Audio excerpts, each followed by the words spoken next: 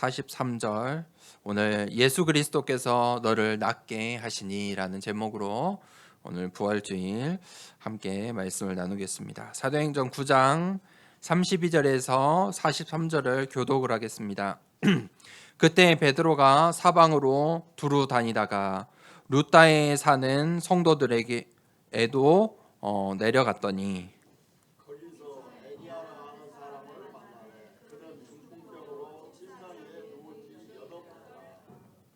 베드로가 이르되 애니야야 예수 그리스도께서 너를 낫게 하시니 일어나 내 자리를 정돈하라 한데 곧 일어나니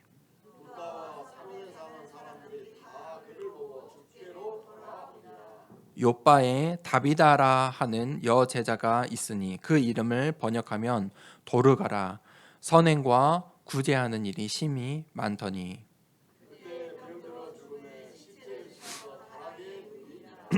루다가 요바에서 가까운지라 제자들이 베드로가 거기 있음을 듣고 두 사람을 보내어 지체 말고 와 달라고 간청하여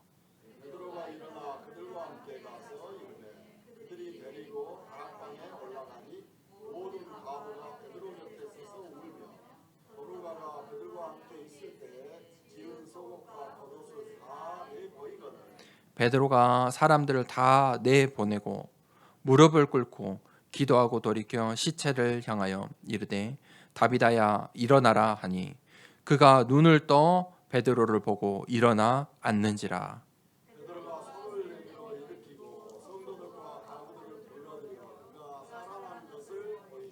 온 요빠 사람이 알고 많은 사람이 주를 믿더라. 베드로가 요빠에 여러 날에 있어 시몬이라 하는 무두장이의 집에서 머무느니라. 아멘. 오늘 예수 그리스도께서 너를 낫게 하시니라는 제목으로 말씀을 나누겠습니다. 나를 향한 하나님의 절대의 계획이 있습니다. 그것을 발견하고 찾는 것을 보고 언약이라고 합니다. 하나님께서 창세전에 예정하시고 그의 작정대로 나를 불러주셨습니다. 하나님께서 나를 콕 집어 불러주셨어요. 내 이름을 하나님의 생명책에 적어두셨어요. 그리고 나를 하나님의 자녀로 불러주셨어요. 그래서 나를 향한 그 하나님의 절대 계획을 우리가 찾아야 돼요. 그것으로 우리의 잘못, 각인, 뿌리 체질된 것을 바꿔야 돼요. 그런데 많은 사람들이 이 교회에서 신앙생활을 한다고 하는데 많은 교회들이 나의 하나님을 찾아요. 맞는 말 같죠? 나의 하나님. 그런데 나의 하나님이라는 말은 내가 원하는 하나님, 그 하나님을 믿어요. 내가 원하는 하나님, 내가 바라는 하나님. 많은 교회들이, 성도들이, 심지어 목회들조차 내가 원하는 하나님, 그것을 쫓아가요. 그런데 그것은 세상의 모든 종교가 하고 있는 것들이, 우리는 복음이에요. 오직 복음이에요. 오직 복음은 무엇이냐면 하나님 계획 속에 있는 나예요. 그래서 우리가 하나님의 자녀가 되고 그 하나님의 계획을 알아가는 거예요. 그렇기 때문에 신앙생활을 시작하면 불편하고 뭔가 이 생각과 마음들과 가치관들과 우리의 삶에서 부딪히는 것들이 나오는 거예요. 왜냐하면 우리는 나의 하나님을 쫓아 살기 때문이에요. 나를 쫓아 살기 그러니까 나의 것을 쫓아 살기 때문이에요. 그러니 하나님의 계획 속에 있는 나, 그것을 찾는 일은 굉장히 이 세상의 그 어떤 것과 비교할 수 없는 일이겠죠. 그런데 그 하나님의 계획이 절대 계획이 반드시 성취된다는 거예요. 그 계획 속에 내가 있습니다. 오늘 부활주일인데 그 계획 속에서 나의 죄와 저주와 사망의 문제를 해결하시려고 예수님께서 십자가를 지신 거예요. 또 나의 현장을 향한 하나님의 절대 계획이 있어요. 절대라는 것은 하나님의 것이에요. 이 땅에는 절대가 없어요. 있을 수가 없죠. 사람은 절대가 없어요. 지금 한참 이제 이 나라가 시끄러운데 선거하죠. 선거하면 사람들이 이런 말 저런 말 하지요. 우린 또 그 말을 듣고 선거를 해야 해요. 그런데 사람은요 절대가 없어요. 사람을 믿지 마세요. 선거는 어쩌보면 차선을 선택하는 거예요. 그 중에서 내 마음에 그나마 드는 사람을 선택하는 거지 그 사람을 믿어서는 안 돼요. 세상에는 믿을 것이 없어요. 절대라는 것은 하나님의 것이에요. 그래서 하나님께서 사도행전 1장 8절에 땅끝까지 내 증인이 되리라 말씀하셨어요. 되라라고 말씀하지 않으셨어요. 되리라. 우리의 능력으로는 하나님의 증인이 될 수가 없어요. 하나님 나라에 쓰임 받을 수가 없어요. 그러니까 증인이 되리라. 우리가 그 하나님의 절대를 붙잡을 때 증인이 되는 것이에요. 그러면 필연이 보여요. 세상 사람들은 이 땅에 살아가는 모든 것이 우연이라고 이야기해요. 그런데 하나님의 절대 계획 속에 있는 나의 현장에 일어나는 모든 사건들은 전부 필연이에요. 그 속에 하나님의 계획이 있고 시간표가 있다는 것이에요. 자, 그러면 그것을 발견하면 이제 내가 살아가는 우리의 삶과 우리의 후대들과 나의 현장과 나의 과거와 오늘의 미래가 보여요. 당연한 것. 그럴 수밖에 없구나. 영적인 눈으로 보니까 그럴 수밖에 없는 당연들이 보이는 거예요. 당연한 거예요. 나의 교회를 향한 하나님의 절대 계획이 있어요. 하나님께서 나를 이 교회로 더 사랑 교회로 보내주신 하나님의 절대 계획이 있어요. 이 교회를 통해 하나님께서 나에게 주시는 것, 그게 무엇입니까? 오직 복음이에요. 제가 이 목회를 시작하면서 많은 고민을 해요. 그렇죠? 담임 목회니까 목사로서 어떻게 이 교회가 인도받아야 될 것인지, 어떤 말씀을 전달해야 될 것인지. 그런데 답은 어떻게 나냐면 내가 할 수 있는 게 없구나. 내가 열심으로 할 수 있는 것이 없구나. 나의 능력으로는 할 수 있는 게 없구나. 또 되어지는 것이 아니구나. 오직 복음이구나. 내가 해야 될 것은 오직 복음이구나. 무엇인가 해야 된다면 오직 복음이구나. 내가 무엇인가 개 중에 하나를 선택해야 된다면 오직 복음밖에 없구나. 왜 그렇습니까? 그것만이 가장 큰 빛이요 능력이기 때문이에요. 복음으로는 가능하기 때문이에요. 복음만이 가능하기 때문이에요. 그럼 그 복음의 능력을 어떻게 누립니까? 기도로 누리는 거예요. 오직 기도로. 그 복음의 능력을 누리는 것은 오직 기도다. 그래서 우리가 우리의 현장을 보고 해야 될 일은 오직 전도예요. 오직 전도는 무엇입니까? 복음을 전하는 거예요. 담대히 전하는 거예요. 어떻게 해요? 내가 증인이 되어서 전하는 거예요. 그게 빠지면 안 돼요. 내가 증인이 되어서. 내가 이 말씀의 증인으로서 복음을 전하는 거예요. 자, 오늘 이 초대교회가 그 여정을 가고 있어요. 하나님의 절대 계획 속에 이 초대교회가 그 여정을 지금 가고 있어요. 오늘 첫 번째 대지에 루다라는 지역이 나와요. 루다의 망대를 한번 보세요. 이제 베드로가 나와요. 다시 이제 베드로의 사역을 나오는데 이 베드로가 32절에 사방으로 두루 다니다가 루다에 사는 성도들에게 찾아갔어요. 왜 사방으로 두루 다녔습니까? 스데반의 환난과 핍박으로 인해서 모든 이 사도들과 제자들이 흩어졌잖아요. 이 베드로는 이 다른 사역자들과 달리 사방으로 두루 다녔대요. 무슨 말일까요? 순회한 거예요. 하나님이 주신 어떤 이 지역이 없으니까, 명확한 그 지역이 없으니까 사마리아 같은 그 땅을 붙잡는 것도 아니고 또 다메섹 같은 어떤 미션이 있지 않으니까 사방으로 두루 다닌 거예요. 순회 사역을 한 거예요. 그걸 찾으려고. 그러다가 루따에 있는 성도들을 발견했어요. 그 루따라는 지역으로 간 거예요. 루따에 있는 성도들에게 갔죠. 그곳에서 어떤 사람을 만납니까? 애니아라는 사람을 만나매. 애니아라는 사람이 어떤 사람일까요? 하나님의 절대 시간표가 있는 사람이에요. 무슨 말입니까? 이 베드로가 그 전까지는 사방으로 두루 다니기만 했어요. 순회하기만 했어요. 그런데 성경은 애니아를 만나는 그 시점을 기록하고 있어요. 그날, 그때, 그 사람. 어떤 사람입니까? 이 애니아는 제자예요.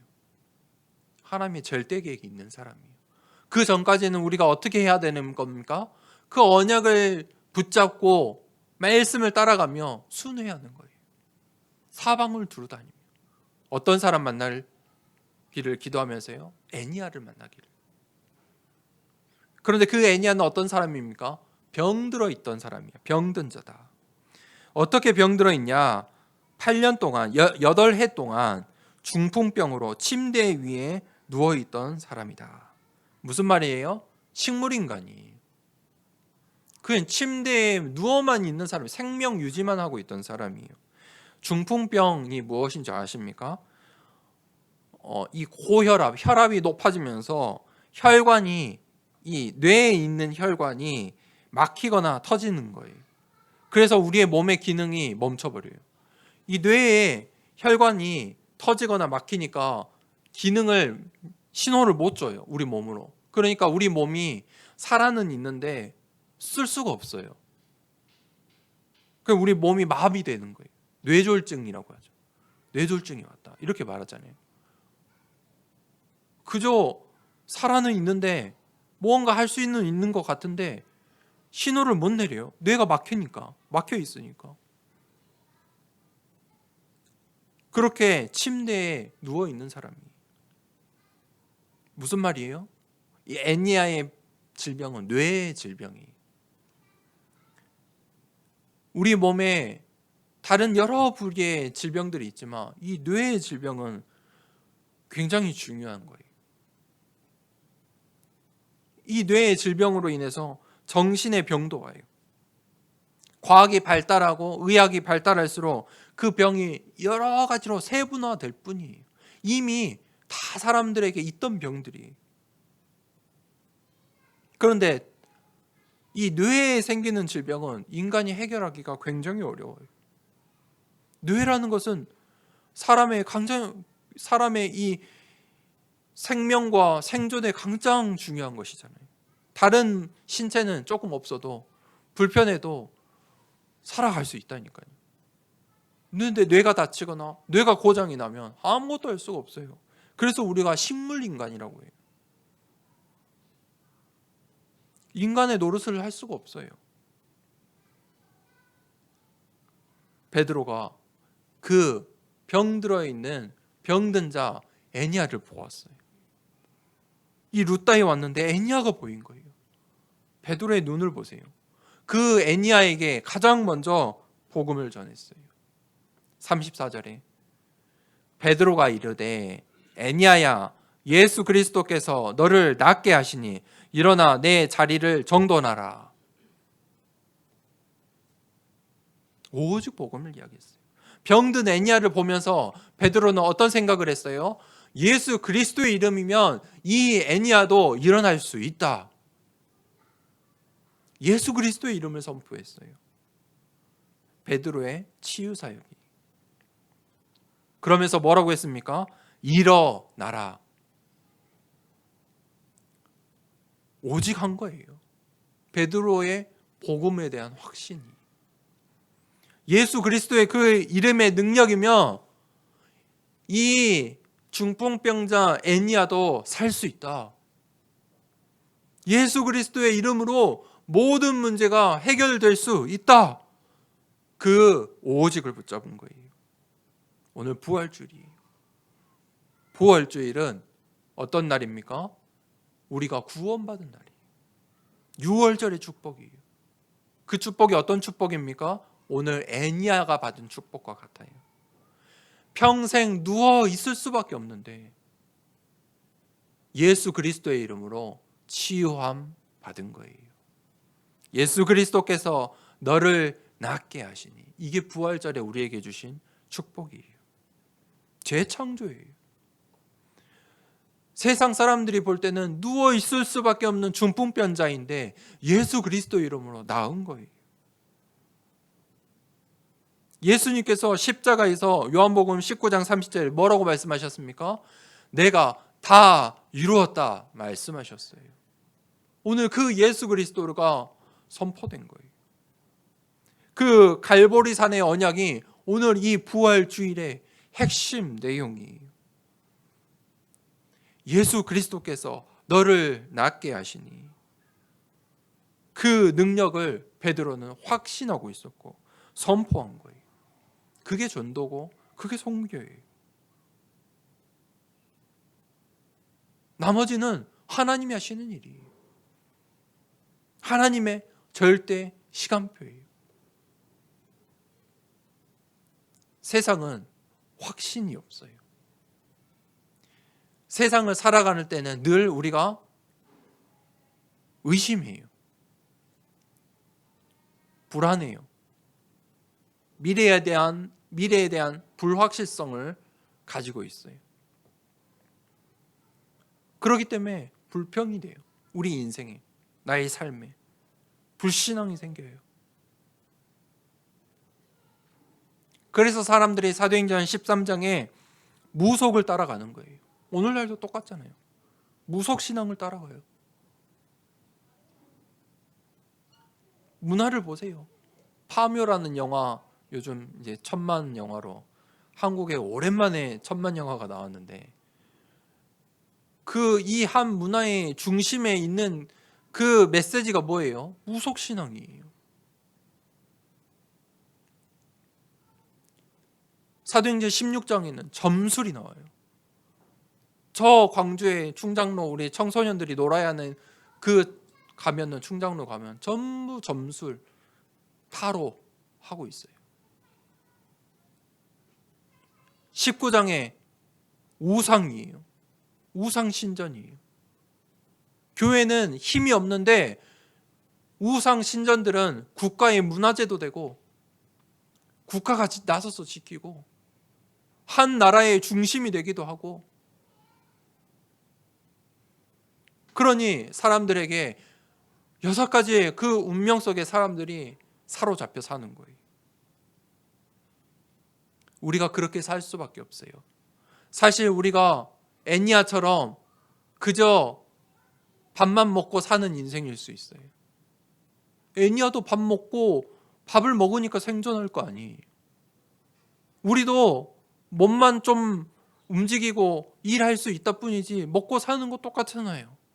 애니아 같은 인생이에요. 그런데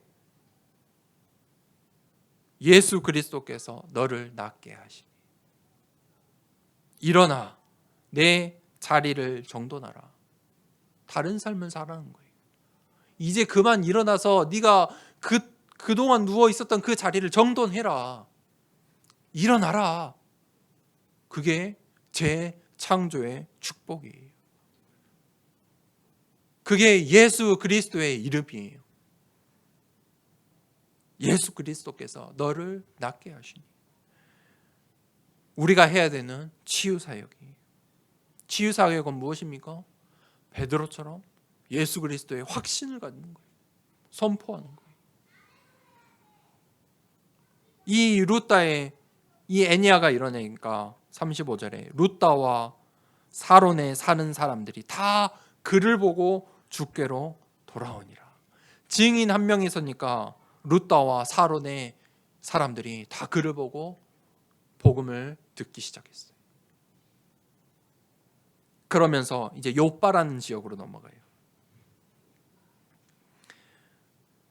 이 요빠의 망대를 보세요. 이 요빠에는 다비다라는 여제자가 있었어요. 그 여제자는 어떤 사역을 했냐면 선행과 구제하는 일이 심히 많더라. 오늘날로 말하면 복지 사역을 했던 사람이. 이 다비다는 이 요빠에 굉장한 부를 가지고 있었고 또 그것을 가지고 어려운 이웃들을 돕고 선행하고 구제하는 사역을 했던 여제자예요. 대단하죠.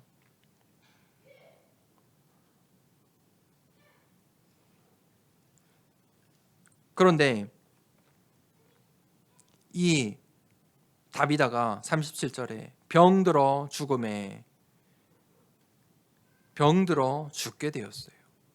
그런데 그 옆에 있던 사람들이 시체를 씻어서 바닥에 누이고 38절에 룻다가 욥바에서 가까운지라. 이 다비다가 있는 이 욥바가 방금 애니야가 치유받았던 애니야를 통해서 지금 말씀 운동이 일어나던 이 룻다와 가까운 지역이래요. 거리로 하면 한 18km 정도래요. 굉장히 가까운 거리죠. 그러니까 이 룻다의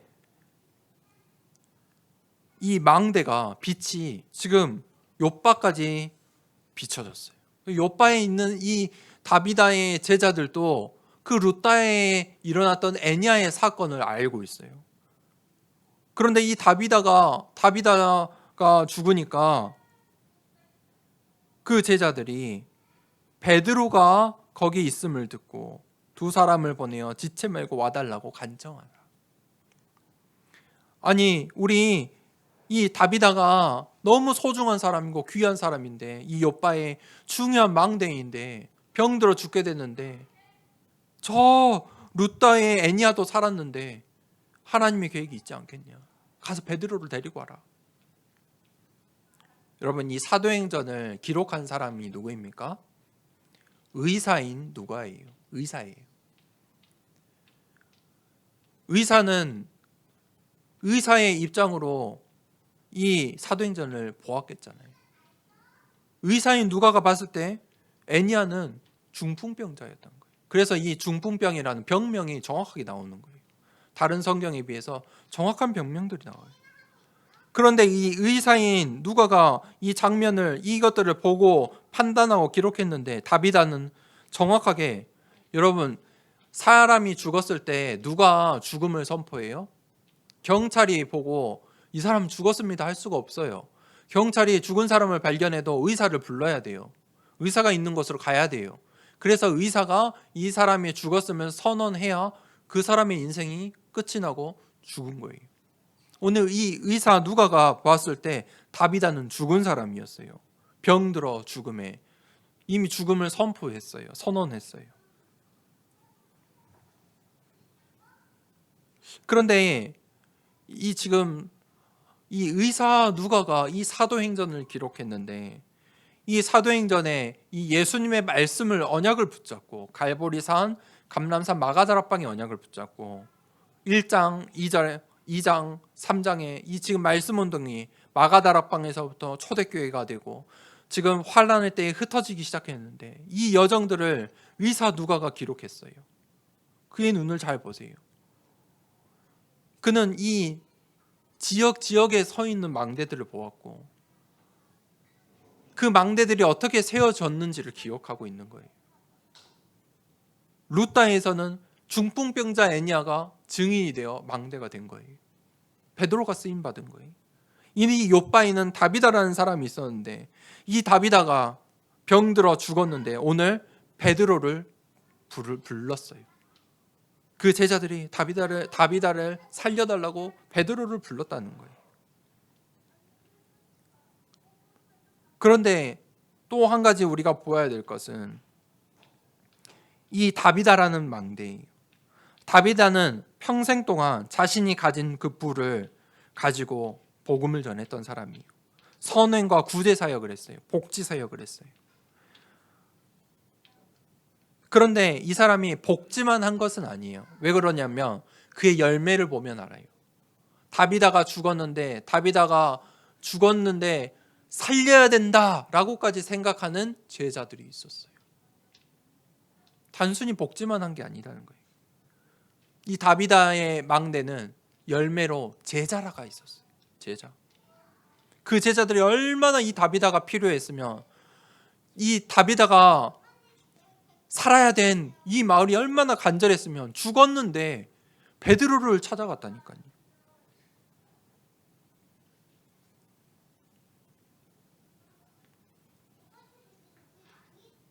이 복지사역 했던 이 여제자 다비다. 우리가 복지를 하면 복지의 결국 끝은 뭐가 되느냐면, 복지의 내용은 복음이고 복지의 끝은 제자가 서야 돼요.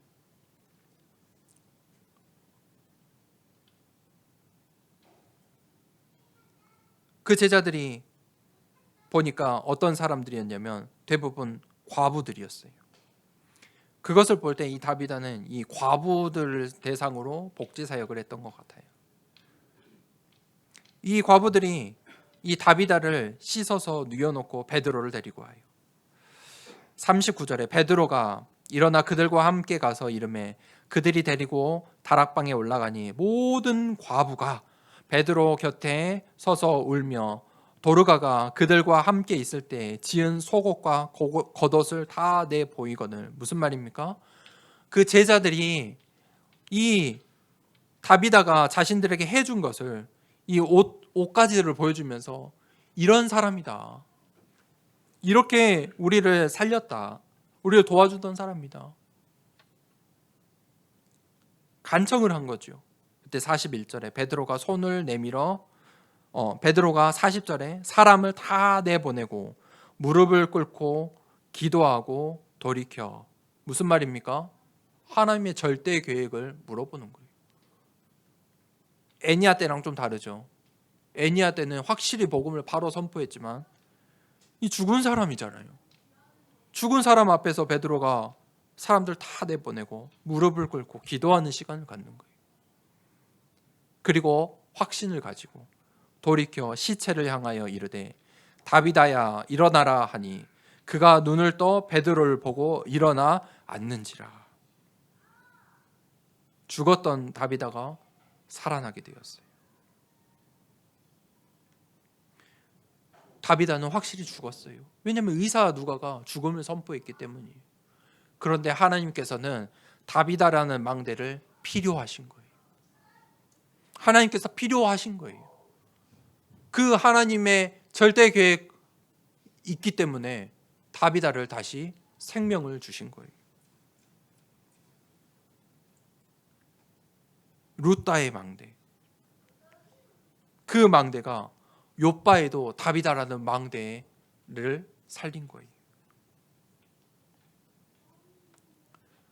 하나님의 절대 계획이 있다면 다비다, 죽은 다비다도 살아날 수밖에 없는 거예요. 보세요. 세 번째, 베드로의 망대. 베드로라는 망대 한 명 때문에 룻다에도 망대가 서고 욥바에도 망대가 서게 되었어요. 베드로가 사실 32절을 보면 그때라는 무슨 말이냐면 그 전에 일들이 있는 거예요. 지금 환란의 때에 빌립 지사의 일도 있고 사울이 이 다메섹에서 이 복음도 받았고 그 때에 그 시기인 거예요. 그 시기에 베드로는 뭐 하고 있었냐면 사방으로 두루 다니고 있었던 거예요.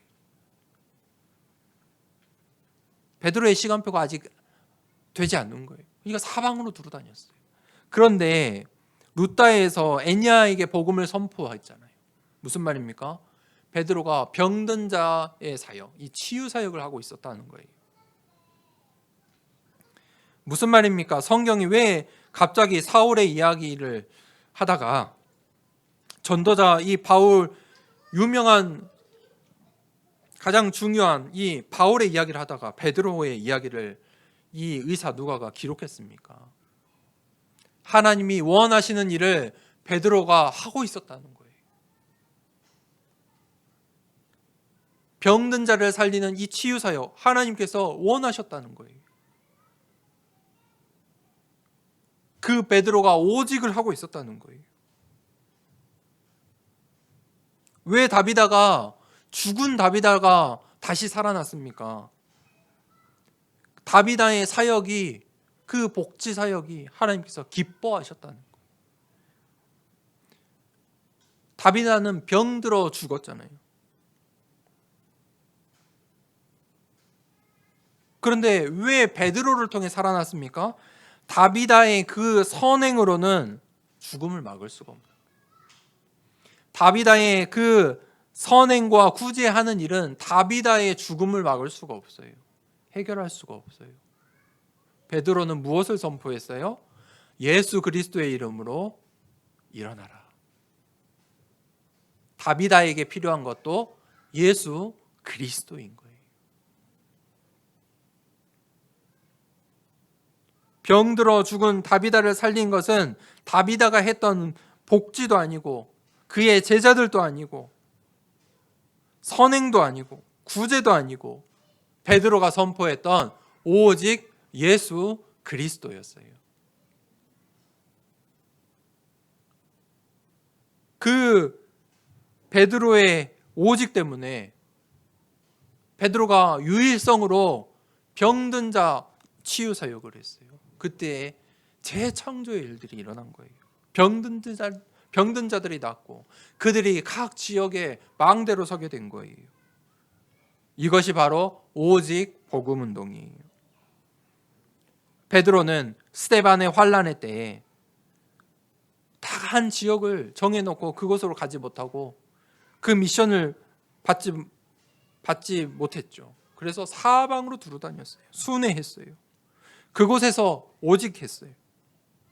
그때 하나님께서 루다와 사론을 살린 애니아를, 그리고 욥바를 살릴 다비다를 세우셨어요. 로마서 14장 우리 함께 찾아볼까요? 로마서 14장 8절에서 9절이 로마서 14장 8절에서 9절을 우리 함께 읽어봅시다. 베드로가 선포한 복음이에요. 오늘 부활주일의 부활의 내용이에요. 로마서 14장 8절 9절을 함께 읽겠습니다. 우리가 살아도 주를 위하여 살고 죽어도 주를 위하여 죽나니 그러므로 사나 죽으나 우리가 주의 것이로다. 이를 위하여 그리스도께서 죽었다가 다시 살아나셨으니 곧 죽은 자와 산 자의 주가 되려 하심이라. 아멘. 죽은 자와 산 자의 주인 되세요. 하나님의 절대 계획이 있다면 병든 자들이 치유함을 얻는 것은 너무 당연한 일이에요. 죽음의 주인도 삶의 주인도 예수 그리스도이시다. 자, 베드로가 엄청난 사역을 했잖아요. 베드로의 사역이 보통 사역이 아니잖아요. 한 사람을 살렸어요. 애니아 한 사람을 살렸는데 루다라는 지역이 일어났어요. 그 루다에 일어난 말씀 운동이 욥바까지 전달돼서 욥바라는 다비다라는 망대를 또 세웠어요. 그때에 베드로가 이런 응답을 받았는데 마지막 절을 보세요. 42절에 온 욥바 사람이 알고 많은 사람이 주를 믿더라. 많은 사람들이 베드로의 이 사역을 듣고 다비다가 살아났다는 말을 듣고 예수 그리스도를 믿기 시작했어요. 그러면 우리 같으면 어떻게 하겠습니까? 다비다 정도 되면 베드로의 식주인 역할을 할 수 있잖아요. 베드로의 모든 사역의 배경이 될 수 있어요. 그런데 베드로는 43절에 베드로가 욥바에 여러 날 있어 시몬이라 하는 무두장이의 집에서 머무느니라.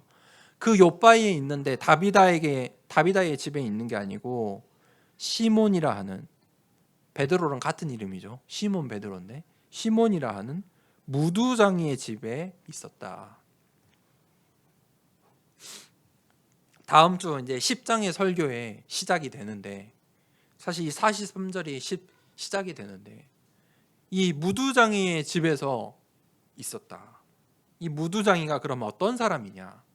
이 무두장이는 가축을 잡아서 그 가축에 이 가죽을 벗기는 사람이.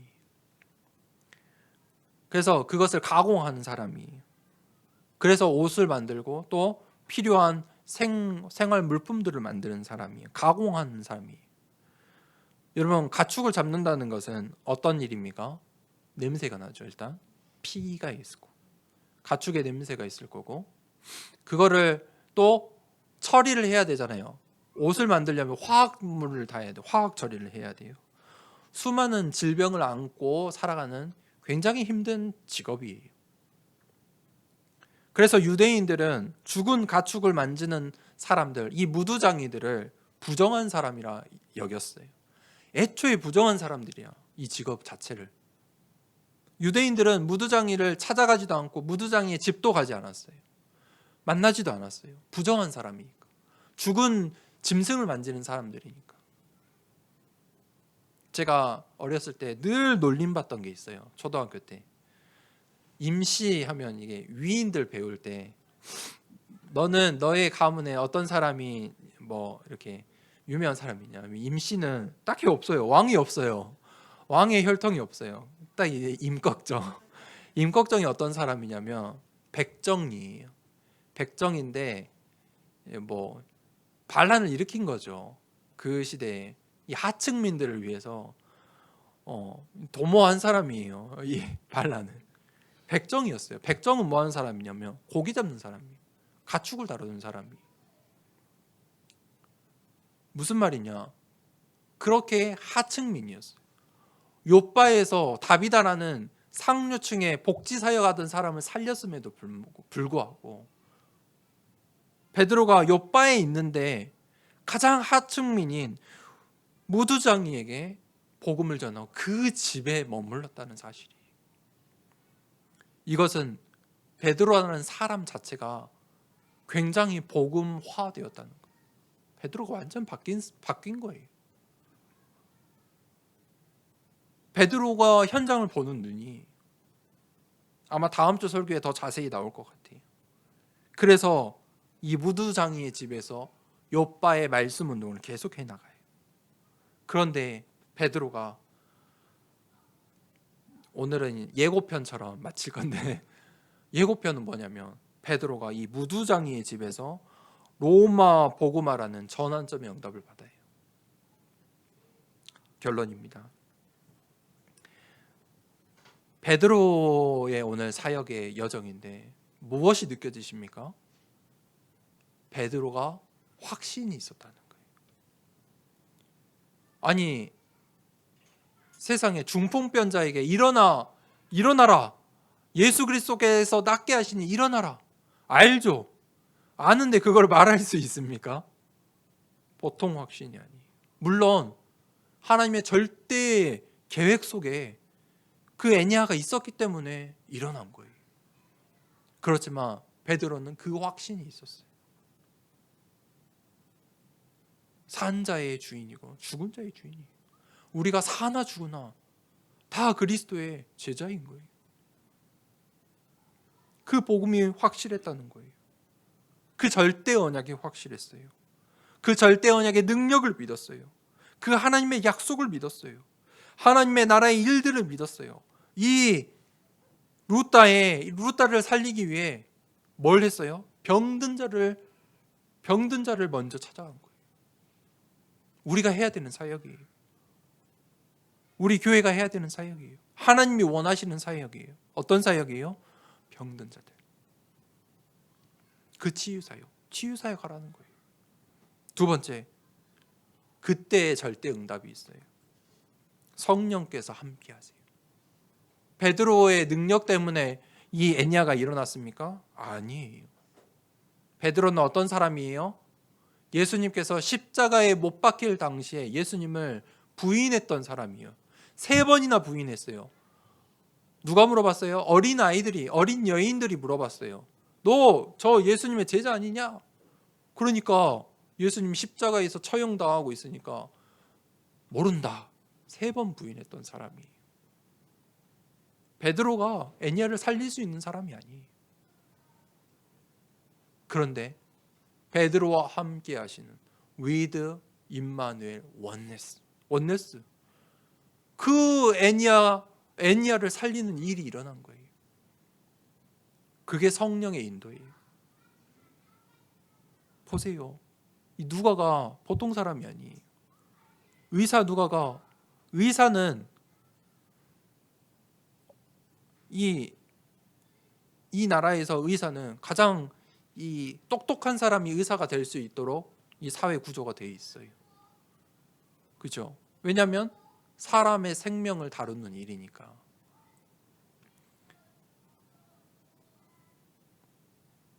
그 의사 누가가 그 당시에는 어떻겠어요? 더 달랐겠죠. 지금과 비교할 수 없겠죠. 지금의 의사와 또 다를 거예요.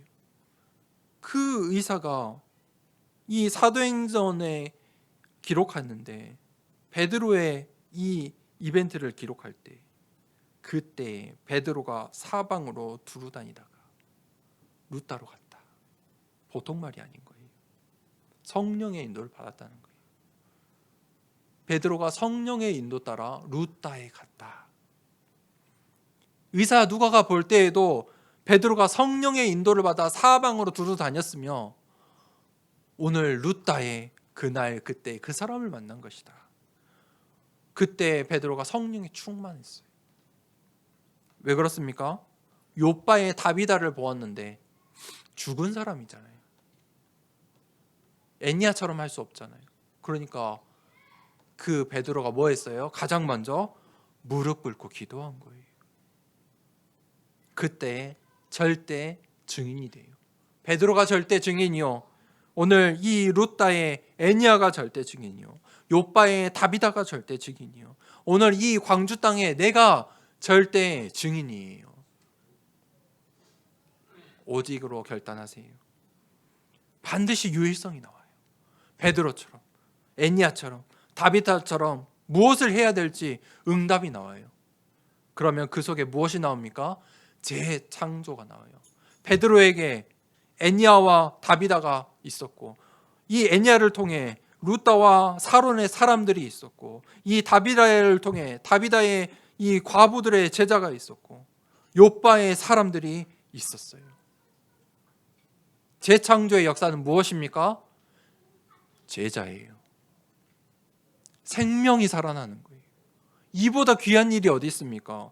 이 세상에 이보다 가치 있는 일이 어디 있습니까? 사람을 살리는 거예요. 고린도후서 5장 17절 읽고 말씀을 마치겠습니다. 함께 말씀을 찾아봅시다. 고린도후서 17절입니다. 오늘 부활주일에 모든 성도님들이 이 말씀에 성취되는 응답의 증인 되길 축복합니다. 자, 고린도후서 5장 17절 함께 읽겠습니다. 그런즉 누구든지 그리스도 안에 있으면 새로운 피조물이라. 이전 것은 지나갔으니 보라 새 것이 되었도다. 아멘. 오늘 부활주일날 이전 것은 전부 내어 버리길 축복합니다. 애니야처럼 8해 동안 누워있던 모든 과거를 내어 버리길 축복합니다. 예수 그리스도께서 너를 낫게 하시니 일어나 모든 자리를 정돈하고 하나님께 쓰임받는 루따의 망대처럼 욥바의 망대처럼 내 가정의 망대요, 이 나에게 맡기신 이 나라의 망대요, 이 지역의 광주의 망대 되길 축복합니다. 이 시간에 말씀을 붙잡고 기도하겠습니다. 하나님, 하나님의 절대 계획 속에 있는 나의 인생 되길 원합니다. 하나님, 베드로처럼 응답받게 해주세요. 병든 자를 살리는 하나님 증인 되게 해주세요. 애니야처럼 다비다처럼 증인 되게 해주세요. 하나님, 예수 그리스도로 나를 치유해 주세요. 하나님, 재창조의 응답을 나에게 허락하여 주시옵소서. 하나님, 내가 가는 모든 여정에 제자를 허락하여 주시옵소서. 말씀을 붙잡고 기도하도록 하겠습니다. 하나님 아버지 감사합니다.